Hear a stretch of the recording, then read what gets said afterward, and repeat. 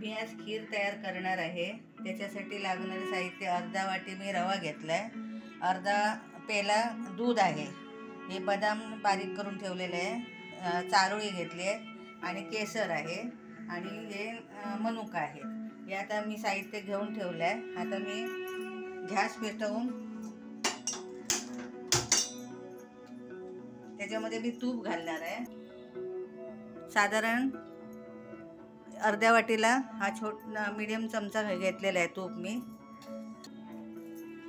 आता मी रवा याच्यामध्ये घालते।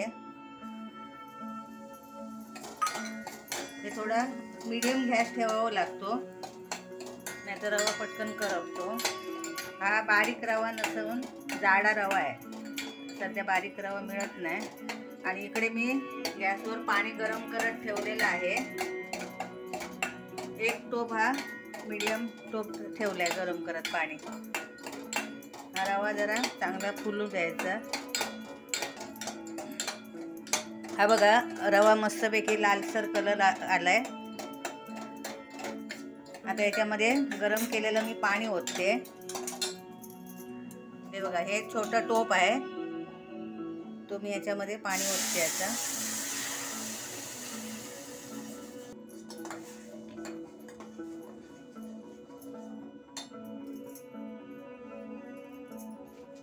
मनुका टाकते, केसर टाकते, चारोळी टाकते, बदाम बारीक केलेलं टाकते,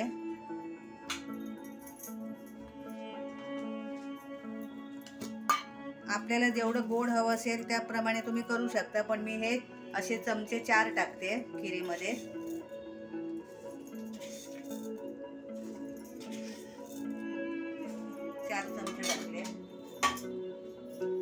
कोणाला जास्त गोड हवं असतं, कोणाला कमी प्रमाणात गोड असतं, तसं आवडीनुसार करायचं। त्याच्यात आता मी मीठ टाकते। हे बघा, थोडंसं मीठ टाकते, त्याने चव चांगली खिरीला येते।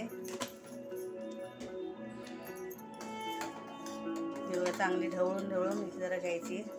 ही खीर ना, आपण सणासुदीला पटकन काय पदार्थ करायचा असेल ना, तर झटपट आपण ही खीर 10 मिनिटामध्ये होऊन जाते खीर ही।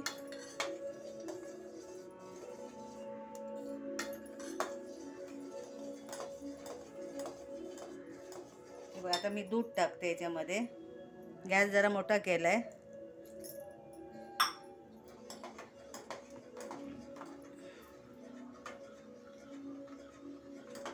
याला एक कड आला की खीर आपली तयार। मी जराशी हळद टाकते, कारण केसर मी थोडं टाकले।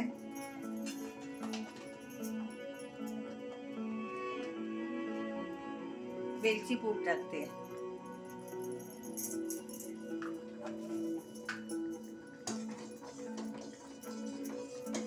हे बघा, छानपैकी आता कलर आलाय। हे मुलांना पण आपण, लहान मुलांना झटपट नाश्त्यासाठी पण अशी करून देऊ शकतो।